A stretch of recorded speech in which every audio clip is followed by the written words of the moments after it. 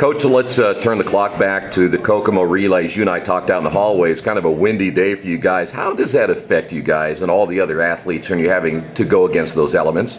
Well, it affected our field events quite a bit. Long jump jumped into a crosswind, so they had some issues.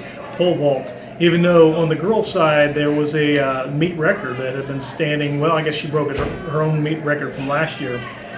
But our girls had trouble adjusting to the wind. You know, you get 6, 7, 8 feet in the air.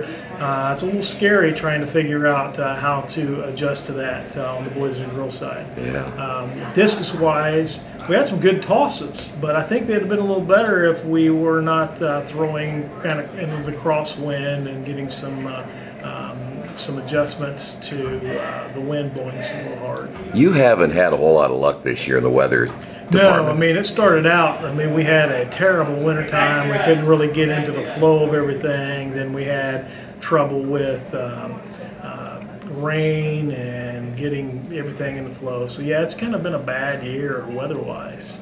Overall then, from KOKOMO, were you relatively happy with everything that happened? I was happy with the way we competed. SATs took some kids. It was a choir competition that took some kids. We're fighting some lingering injuries that we wanted to rest some kids because conference is coming up this Friday, and we want to make sure that we're 100% for Friday's meet. So we want to make sure we rested a few kids. You're kind of sitting in a question mark area again about Friday weather-wise, aren't you? Yeah, they're saying now potential strong thunderstorms on Friday, rain dates Saturday, but that puts us on prom, and I think we're not the only school that has prom on Saturday, so that's an issue.